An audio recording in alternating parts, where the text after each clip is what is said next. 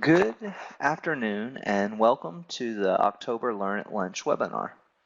Today, Dr. Larry Sanders will provide us highlights from the Rural Economic Outlook Conference that took place earlier this month.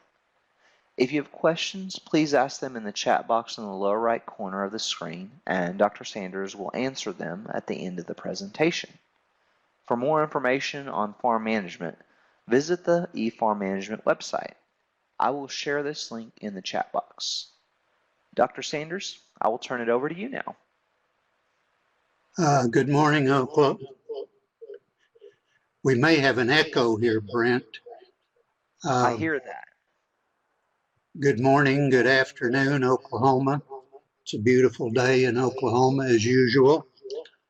It's my task to summarize the highlights of two of the key speakers at our Rural Economic Outlook Conference that was held earlier in October. And I'll leave it to you to go to the website that we have on our department site to see the important presentations by our department's excellent speakers.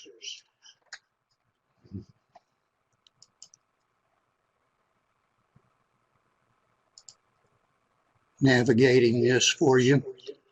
Dr. Sarah Lowe from the University of Missouri wanted to give an overview of rural economy for us, and starting with peeling the onion of what the national economy looked like and quickly getting to what Oklahoma's rural economy looked like. She basically summarized the national economy as still looking pretty good. It's on the positive side. As we know this morning, it's still in the positive, but it is slowing down. What we're concerned about as economists right now is that we're seeing signs that consumers aren't as optimistic about the economy as they have been. They're slowing their consumer spending, and since that's the major part of the economic pie for economic output, that's of concern to us of where the economy may be headed. And we're probably going to hear from the Fed in the next 2 hours this afternoon that they're going to drop the interest rates from the Fed another 1/4%. And trade-related changes are causing a great deal of market uncertainty. We had been looking forward to an early Christmas present later in November, where leaders from several of the countries around the world were going to meet in Chile, and two of those leaders, President Trump and the Premier of China, were going to meet and sign an agreement to begin to stop the trade war that was going on. And Chile just announced that they were canceling that meeting, and unless Trump decides to have a separate meeting, we now have a great deal of uncertainty as to if and when that meeting is going to occur. As far as a regional summary is going, regional output is slowing. Oklahoma looks pretty good, as you'll see in the next couple of slides. Our economy has been diversifying, and that's a positive for us. And because Dr. Lowe is really high on entrepreneurship, we'll see how we're doing here in Oklahoma, and she's pretty positive about that. If you look at the 21st century so far in Oklahoma, the last 2 decades, Oklahoma has far surpassed what's happening in the nation and what's happening in other states around us. We are surpassing those states and the national average about changes in real gross domestic product. And that's given us bragging rights, and we can go out and show that to businesses that might want to think about investing in Oklahoma and maybe bringing their manufacturing or other businesses here. gives us something to hang our hats on.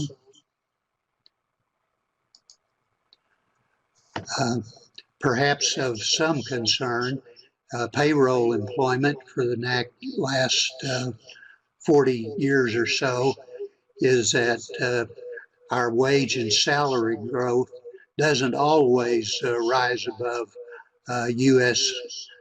Growth, but it's relatively close. You'll see that dark line shows U.S. Wage and salary growth, and the blue one shows year over year Oklahoma wage and salary growth. And we've been on a slower and in fact declining change in recent years, but we've come up within the last year or two, and we're hoping to maybe show an increase there for the next couple of years if we follow recent trends.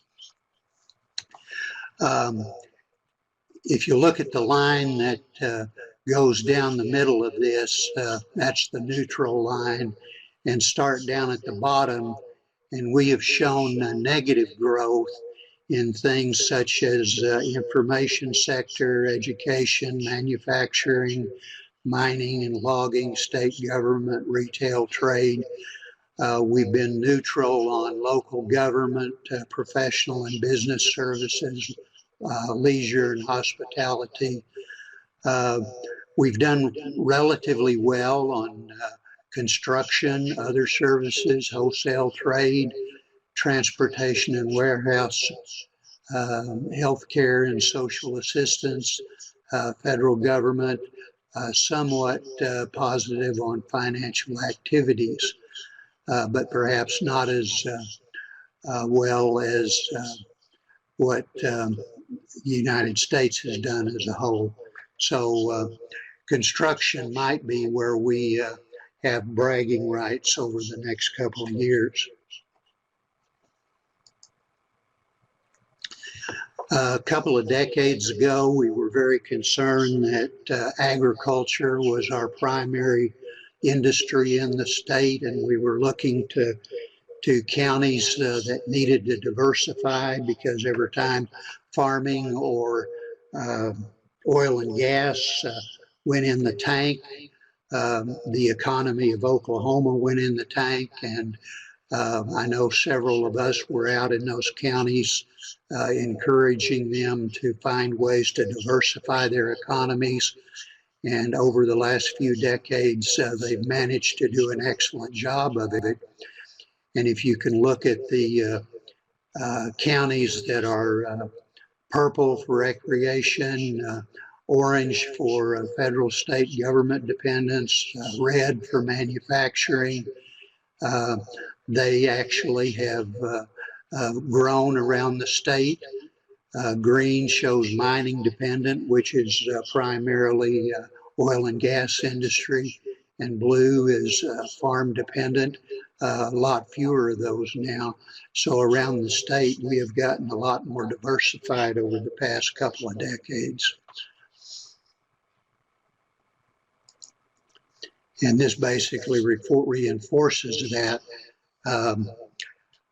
You can look at the data the way USDA reports it, and if a county is 25% or more farm dependent, you'll see them reported as this dark green. And now we have far fewer counties that are shown that. That doesn't mean that farming isn't important in these other counties, but it just means that other factors have become more important in those other counties. Won't dwell too much on that. This is not agriculturally related, but it's everything that happens in Oklahoma. I would say this is based on data that is probably fairly iffy. It's very difficult to get export-specific data by county and by state, but she has reported this data based on Federal Reserve Bank data from Kansas City Fed, and they are reporting that Oklahoma exports primarily to Canada, Mexico, and Germany, and China follows behind that. And again, I would say that that data is somewhat questionable, but might give you some idea about where we export around the world, not just agricultural goods, but all the services that we make in Oklahoma. Agricultural outlook, again with this, there's been a lot happening since she reported this information a month ago, so I'm just going to zip past it, and if we have time at the end, I'll come back and talk about it a little bit.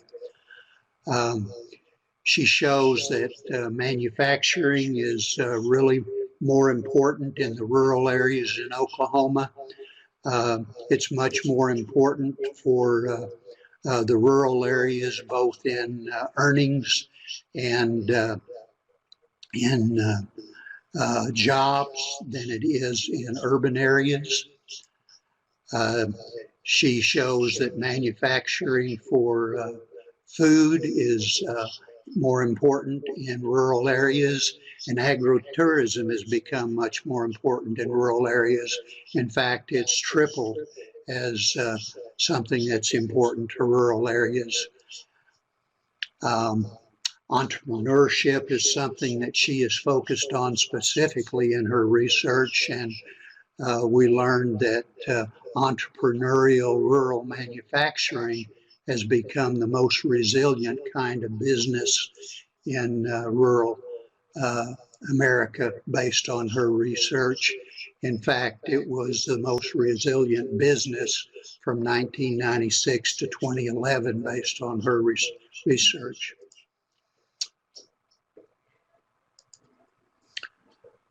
If we look at what the federal government has invested in public institutions that rural America needs to survive, whether it's electrification, telephones, highway systems, or now broadband is the most recent technology. We've been relatively successful in getting electricity out to rural America. Telephones, highway systems, broadband is still a big challenge out there. Been working on it since the 1990s, still have a long way to go in lots of rural America and rural Oklahoma.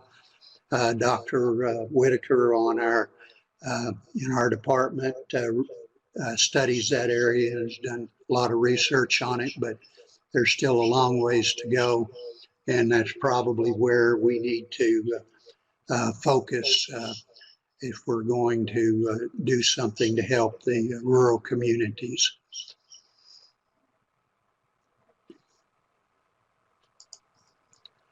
So to summarize Dr. Lowe's work, she says that nationally economy growth may be slowing, and that's probably true in Oklahoma as well.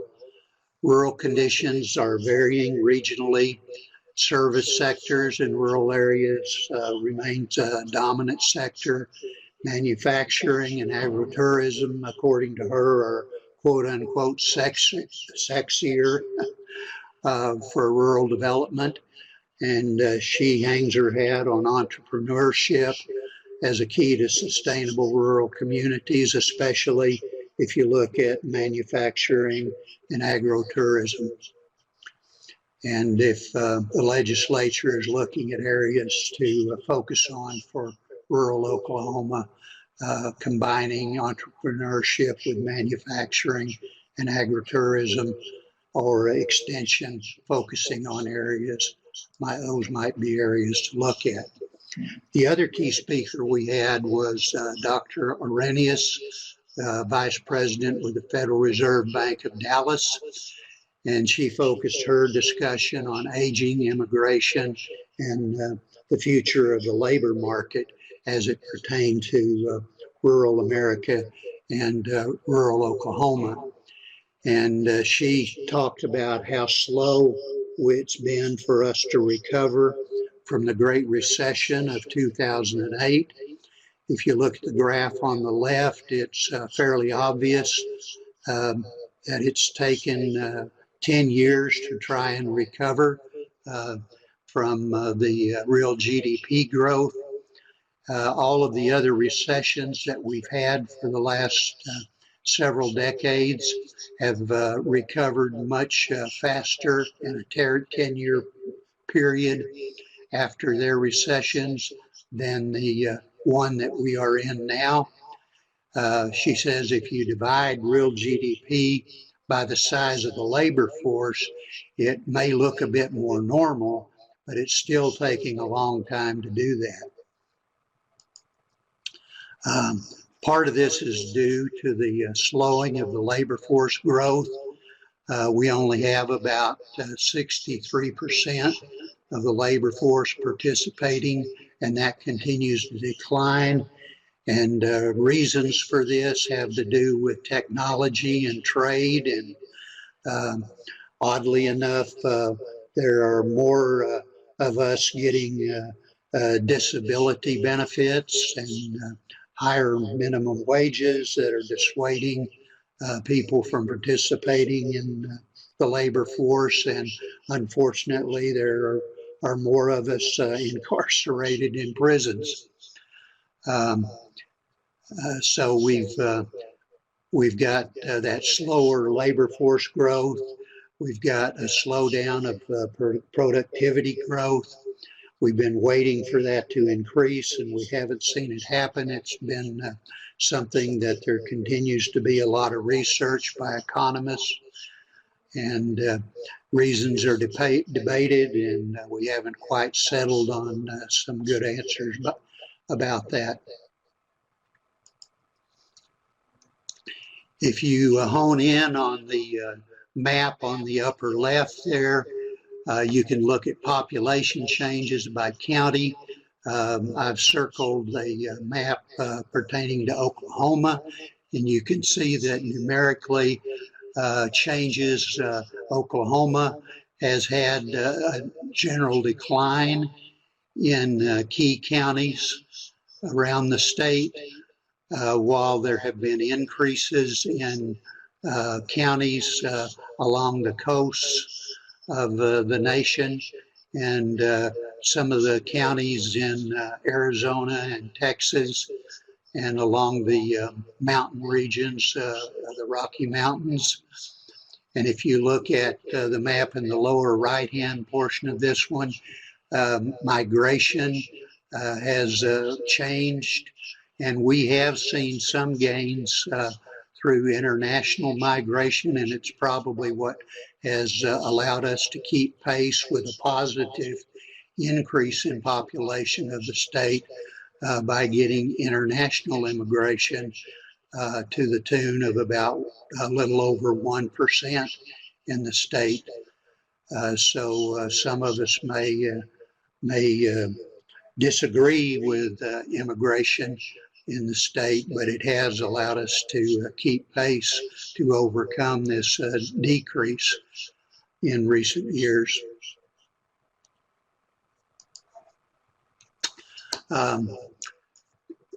As baby boomers leave the workforce, we are seeing that we will have immigrants and their children to thank for coming into the workforce and taking jobs that we need to take over those services to help us out as we leave the workforce.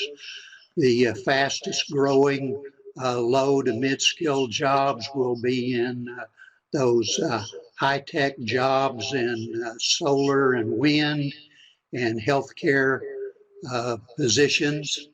And most of the new jobs in low to mid-skilled positions will be in, according to Dr. Arrhenius, will be in healthcare and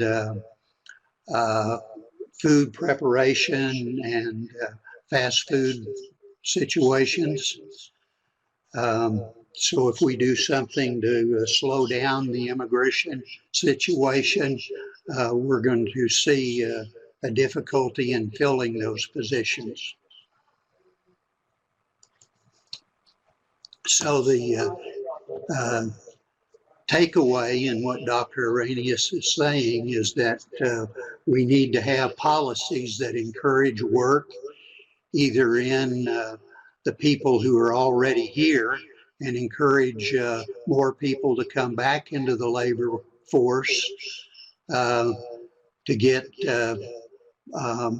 reforms in policies to increase work, improve labor market efficiency, reform Social Security, expand eligibility for working, or increase immigration and get legal immigration to encourage people to come into the country legally, to come into skilled positions in the workforce, allow sponsorship of people coming into the country, maybe consider temporary work programs, possibly come in through temporary visa situations, extended to Central Americans, and NAFTA or the USMCA program if it's approved.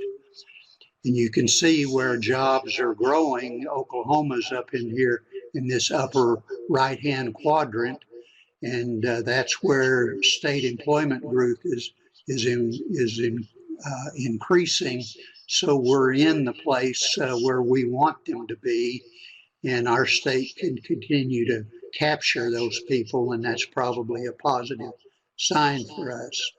So conclusions by Dr. Arrhenius are that the U.S. economy is facing unprecedented and structural demographic shifts that are going to slow the labor force to historic lows, and productivity growth is unlikely to compensate for the loss of labor growth, which means that output growth will continue to slow if we don't do anything to have policies to change that.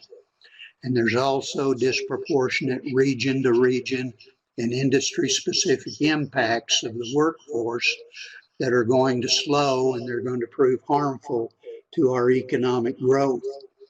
So we need to look for common sense policies either on a state level or a national level to mitigate these consequences and have demographic trend changes that will overcome those trend lines. So she's suggesting tax system reforms, entitlement program reforms, workforce training to bring people back into the workforce, to have mobility subsidies to bring people back into the workforce and or to move where the jobs are, and to have immigration reform to encourage people to come to the United States legally and to bring them to where the jobs are. And if that continues, that would put Oklahoma in an enviable situation, because we're already seeing that we are where those people would want to come, and we would benefit by those kinds of policy changes. So that's a quick race through what those two speakers have said. I will encourage you, before I take questions, if you have any, if I can get this to move. I guess that's the last one I have on there, but I would encourage you go to the website, on the department website, to go to the specific presentations by our speakers from the Ag Econ department. Dayton Lambert gives an overview of the research that we're doing in the department for your benefit.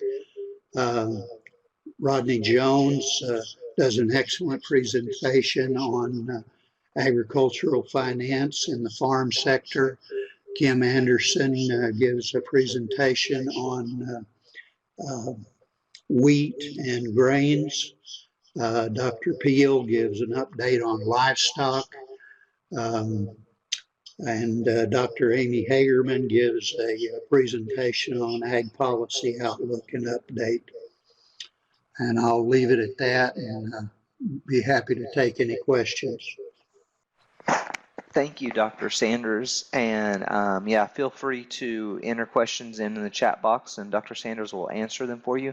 I also copy and pasted a link to the conference website in the chat box. So if you want to click on that, you can go view the slides from the speakers as well as videos of the presentations from this year's conference. Thank you for bearing with us with all the audio and the echo. I apologize for that. And we appreciate your help, your feedback by filling out a short survey. The link is in the chat box and at the bottom of this slide if you would help us out by filling that out. If there are not any other questions, we will have another webinar in December, but it is not scheduled yet, to be decided. So thank you for joining us today, and we will see you in December.